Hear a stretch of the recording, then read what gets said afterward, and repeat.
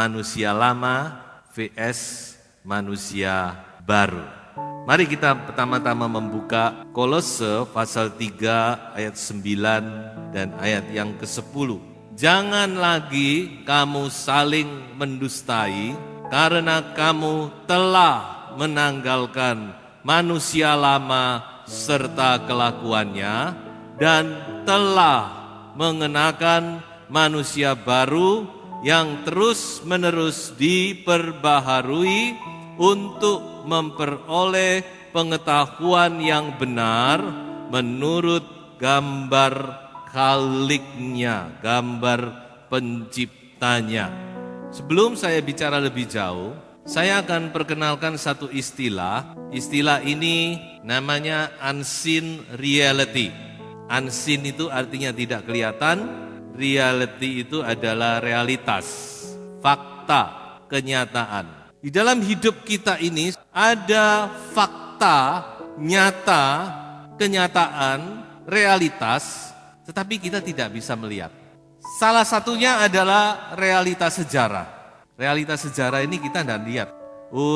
Sekian tahun yang lalu ada tokoh namanya Gajah Mada, Hayam Wuruk, Diponegoro, dan sebagainya, tokoh-tokoh sejarah. Dan masih banyak tokoh-tokoh sejarah yang lain, Napoleon dan semuanya. Kita nggak pernah lihat bukan? Betul? Patungnya aja. Tapi apa benar itu? Tapi kita nggak pernah mempertanyakan. Karena kita tahu itu realita, itu kenyataan. Berikutnya ada yang namanya realita fisika. Apa realita fisika itu? Banyak. Kalau saudara belajar masih ingat di pelajaran sekolah, saudara tentu tahu bahwa semua ini ada namanya gelombang. Suara saya bisa terdengar sampai di telinga Bapak Ibu Saudara, itu ada gelombang suara. Lampu nyala, itu ada gelombang cahaya. Dan di dalam ruangan banyak sekali gelombang. Bukan ribuan, bukan ratusan ribu, mungkin jutaan. Ada gelombang radio, ada gelombang televisi. Dan jangan lupa ada gelombang handphone saudara. Kita tidak pernah melihat. Ada yang pernah melihat gelombang suara? Tidak pernah bukan? Ada yang pernah lihat gelombang cahaya, ada yang pernah melihat gelombang handphone, kita tidak pernah lihat. Tidak nampak, tapi itu nyata. Nyata. Saya katakan di sini ada gelombang ribuan channel televisi.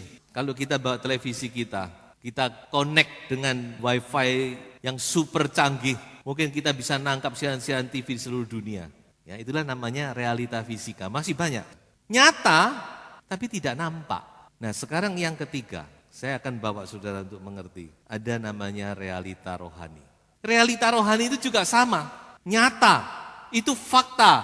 Tapi tidak nampak. Karena itu di alam roh. Kita tidak bisa melihat apa itu keselamatan. Apa itu dosa.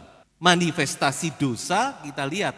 Pembunuhan, penipuan, korupsi. Tapi dosa itu gimana sih? Tidak ada. Bentuk nyatanya. Nah, yang saya mau sampaikan adalah realita rohani. Kenyataan rohani. Fakta rohani yang berdasarkan firman Tuhan yang tidak pernah gagal, yang tidak pernah layu, yang bertahan sampai kekal.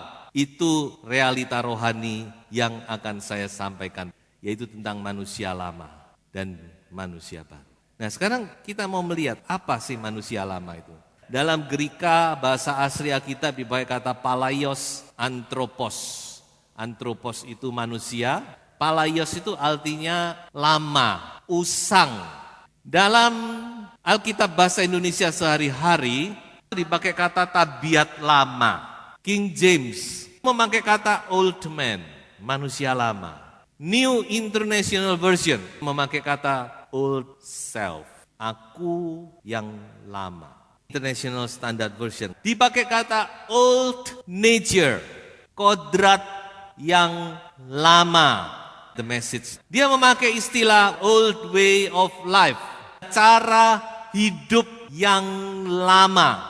Dan terakhir NIRV memakai kata what we used to be. Kita yang dulu. Jadi inilah manusia lama itu dalam terjemahan berbagai Alkitab. Dan kalau kita simpulkan, maka manusia lama itu adalah kodrat nature kita. Kodrat atau tabiat dosa yang kita warisi lewat kelahiran alamiah kita. Semua orang, sejak Adam dan Hawa jatuh dalam dosa, maka semua keturunannya yang lahir, dia membawa nature dosa ini, tabiat dosa, kodrat dosa ini. Itulah sebabnya maka manusia itu memiliki kecenderungan untuk berbuat dosa. Karena manusia lama itu tunduk kepada hukum dosa.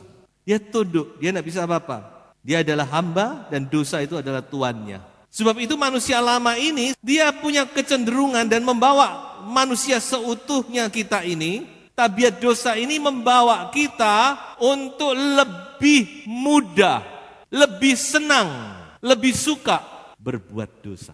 Tidak ada orang mengajari anak kecil berbohong, tapi anak kecil itu bisa bohong. Tidak ada orang mengajari anak kecil mencuri, tapi dia bisa mencuri uang ayahnya. Mengapa? Coba kita baca Kejadian pasal 6 ayat 5. Ini zaman Nuh. Dikatakan apa? Tuhan melihat kejahatan manusia itu sudah sangat besar. Mengapa? Kecenderungan hatinya bukan kepada yang baik, tapi membuahkan kejahatan. Dosa lahir. Nah, akibat daripada adanya manusia lama, bercokolnya manusia lama di dalam diri kita, apa yang terjadi? Kita tidak melakukan apa yang kita mau lakukan. Apa yang mau kita lakukan? Saya percaya pada umumnya orang itu ingin berbuat baik. Amin ya. Apalagi kalau orang itu sudah mengenal Tuhan, sudah percaya Tuhan, maka pasti dia ingin berbuat baik. Tapi apa yang terjadi? Karena adanya manusia lama ini, maka keinginan ada berbuat baik, tapi yang muncul adalah yang jahat. Yang muncul adalah dosa. Sebenarnya yang terjadi karena manusia lama ini masih menguasai. Dan pergumulan ini adalah pergumulan setiap manusia. Coba kita baca pergumulan ini di dalam Roma 7 ayat 21 sampai 24. Saudara bisa melihat di sini, ternyata pergumulan itu bukan pergumulan Anda dan saya saja. Bahkan Rasul Paulus sendiri bergumul. Saya bacakan. Demikianlah aku dapati hukum ini. Jika aku menghendaki berbuat apa yang baik, yang jahat itu ada padaku. Sebab di dalam batinku aku suka akan hukum Allah, tetapi di dalam anggota-anggota tubuhku aku melihat hukum lain yang berjuang melawan hukum akal budiku dan membuat aku menjadi tawanan hukum dosa yang ada di dalam anggota-anggota tubuhku. Dan dia berkata, aku manusia celaka. Siapakah yang akan melepaskan aku dari tubuh maut ini? Jadi inilah pergumulan manusia. Mungkin juga pergumulan Anda, pergumulan saya. Ingin berbuat yang baik, ingin melakukan yang benar, tapi yang keluar malah yang gak baik, yang gak benar. Apakah Tuhan ingin hidup kita demikian? Tentu tidak. Sebab itu tidak ada cara lain, manusia lama ini harus disingkirkan. Manusia lama ini harus dimusnahkan. Manusia lama ini harus dilepaskan dari kehidupan kita. Sebab tanpa itu tidak ada cara lain. Tidak ada yang bisa diperbuat oleh manusia. Karena markas dosa itu masih di dalam kehidupannya. Base camp-nya dari dosa itu masih ada dalam hidup manusia. Akar dosa itu masih bercokol. Itulah sebabnya harus benar-benar disingkirkan, dicabut sampai akar-akarnya, kira-kira gitu. Lalu caranya bagaimana? Alkitab memberitahu kepada kita, hanya ada satu cara menyingkirkan, mengenyahkan, mematikan, menanggalkan ayat pokok kita tadi. Manusia lama, yaitu lewat baptisan air. Alkitab, firman. Kita tidak bisa dengan kekuatan kita sendiri. Firman Tuhan sudah memberitahu caranya simple, tapi harus diterima dengan iman. Yaitu lewat yang namanya baptisan air. Mengapa demikian? Coba kita baca ya. Roma 6 ayat 3 sampai ayat yang ke-6. Atau tidak tahukah kamu bahwa kita semua yang telah dibaptis dalam Kristus, telah dibaptis dalam kematiannya. Dengan demikian kita telah dikuburkan bersama-sama dengan Dia oleh baptisan dalam kematian, supaya sama seperti Kristus telah dibangkitkan dari antara orang mati oleh kemuliaan Bapa, demikianlah juga kita akan hidup dalam hidup yang baru. Ayat 5. Sebab jika kita telah menjadi satu dengan apa yang sama dengan kematiannya, kita juga akan menjadi satu dengan apa yang sama dengan kebangkitannya. Nah, perhatikan ayat 6. Karena kita tahu bahwa manusia lama kita telah turut disalibkan supaya tubuh dosa kita hilang kuasanya, agar jangan kita menghambakan diri lagi kepada dosa. Makanya salib itu kita tidak boleh lupa, itu dasar dari segalanya, tempat berpijaknya. Hanya satu cara kita bisa lepas sama sekali dari hidup kita ini, kalau kita mati. Tidak ada lain cara. Pemisahan total hanya terjadi pada saat kematian. Tuntas. Oleh sebab itu, ininya caranya Tuhan mematikan, memisahkan kita dengan manusia lama, yaitu kita harus dibaptis. Karena waktu kita dibaptis, disitulah manusia lama kita dikubur. Dan kita bangkit itu dari air, benar-benar kita manusia baru seutuhnya. Jadi itu baptisan air itu penting. Dan saudara harus mengerti kebenaran ini. Jadi baptisan air bukan cuma lambang. Saya katakan memang lambang kematian dan kebangkitan. Di satu pihak itu adalah lambang. Tapi ada sesuatu lebih dari sekedar lambang. Di situ ada yang memang mati dan dikubur di situ. Bagian dari hidup kita yang mati dan dikubur di situ. Itulah manusia lama kita. Tabiat dosa kita. Nature of sin ini. Kodrat dosa ini. Aku yang lama, yang dikuasai oleh dosa, itu dikubur di situ sehingga benar-benar kita terlepas dari manusia lama ini. Dan kita hidup dalam manusia yang baru seutuhnya. Amin, saudara. Ini fakta rohani loh ya. Bukan masalah perasaan saudara. Ini fakta, realita yang dikatakan oleh firman Tuhan. Ketika seseorang dibaptis, dia menguburkan manusia lamanya di situ. Kita bersyukur buat kebenaran ini. Dan apa dampaknya? Orang yang sudah dibaptis tidak dikuasai lagi oleh dosa. Dosa tidak berkuasa lagi. Kenapa? Dosa tidak ada tempat berpijak sekarang. Dia mau berpijak kemana? Manusia lamanya udah hilang. Karena dosa itu masuk lewat manusia lama ini. Ketika kita dibaptis, manusia lama kita dikubur di situ. Kita hidup dalam manusia baru. Kita bukan lagi dikuasai oleh dosa. Kita bukan hamba dosa lagi. Makanya di dalam kitab Roma, Paulus menulis, sekarang kamu hamba Kristus. Kamu harus tunduk kepada Kristus. Sebab itu jangan hidup dalam dosa. Kita bisa berbuat dosa. Sebelum kita sempurna, kita masih bisa berbuat dosa. Kita bisa juga jatuh dalam dosa. Tapi kita jangan hidup di dalam dosa. Artinya jangan menjadikan dosa itu lifestyle kita. Gaya hidup. Lain itu. Ada orang bisa dosa, tapi dia segera bangkit. Dia terus rindu, dia terus minta kepada Tuhan kekuatan, dan dia terus menang. Kadang kalah sedikit, menang lagi. Tapi ada orang yang masih senang berkubang, masuk lagi berkubang dalam dosa. Itu lain. Dan saya mau katakan, orang yang sudah dibaptis tidak seharusnya dia hidup dalam dosa. Karena dia sudah bebas, dia sudah merdeka. Kenapa mau dijajah lagi? Nah, coba kita baca apa yang firman Tuhan katakan di dalam Roma 6 ayat 1 dan ayat yang kedua. Jika demikian, apakah yang hendak kita katakan? Bolehkah kita bertekun? Nah, ini bertekun. Ini udah lifestyle ini. Bertekun dalam dosa supaya semakin bertambah kasih karunia itu. Mungkin ada yang pikir, Tuhan itu penuh kasih, saya berapapun dosa, saya segelap apapun, Tuhan akan ampuni.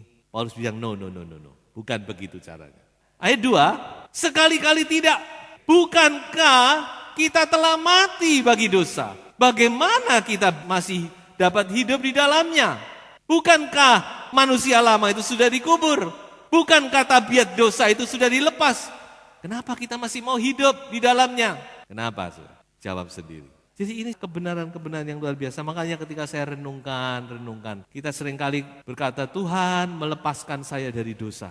Ada dua kebenaran di sini. Yang pertama, itu artinya Tuhan mengampuni dosa kita. Tapi kita jangan lupa, bukan cuma ini toh. Bukan berarti, kalau kita dilepaskan dari dosa, berarti dosa kita dianggap nol, utang kita dianggap nol. Bukan begitu. Itu juga benar, tapi bukan itu tok. Tapi ada kedua yang Tuhan lakukan, yaitu dia apa? Mencabut akar-akar dosa ini. Dia benar-benar sampai tuntas. Dia ambil manusia lama, dia makamkan, dia kuburkan, mati sama sekali. Jadi inilah yang Tuhan lakukan. Kalau cuma satu, cuma diampuni dosa, tapi akar dosa masih ada, orang itu tidak bisa. Nanti sebentar lagi balik lagi, sebentar lagi balik lagi. Jadi Tuhan benar-benar melakukan itu sempurna. Pekerjaannya sempurna, karyanya sempurna. Saya akan akhiri dengan beberapa lambang-lambang dalam Alkitab. Mudah-mudahan dengan lambang-lambang ini kita semakin jelas. Pertama, ada satu kisah dalam hidup Yakub. Setelah dia mengalami liku-liku, berbagai macam masalah, persoalan, akhirnya Tuhan ngomong kepada Yakub, kamu harus balik ke Betel, tempat di mana engkau bertemu dengan aku. Dan Betel itu artinya Bait El, Bait Allah, rumah Allah. Kamu harus balik, dirikan mezbah bagiku di Betel.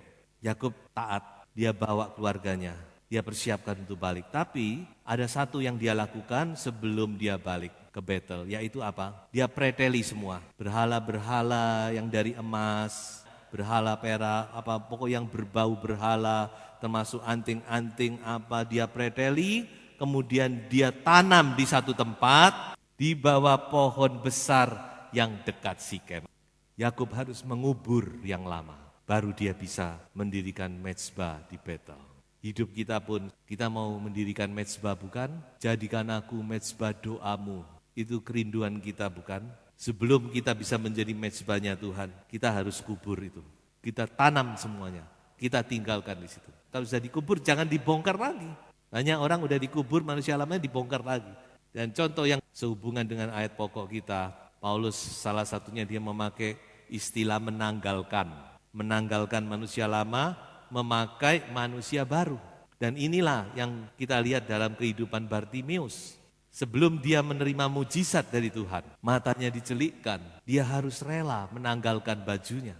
Jubahnya yang sudah menemani dia nggak tahu berapa tahun, mungkin puluhan tahun untuk mengemis, jubah itu bagian dari dirinya, dia harus rela copot. Dan harus dicopot, kenapa? Jubah itu bau, nggak pernah dicuci, compang-camping mungkin. Apa kita mau pakai kayak gitu terus? Itulah profil manusia lama. Yang compang-camping, yang tidak bagus, tidak elok, yang sudah bau, yang kotor. Masa kita mau pakai terus? Mari kita tanggalkan itu. Nah sampai di sini mungkin saudara, aduh kalau gitu saya mau baptis ulang. Nah, tidak perlu.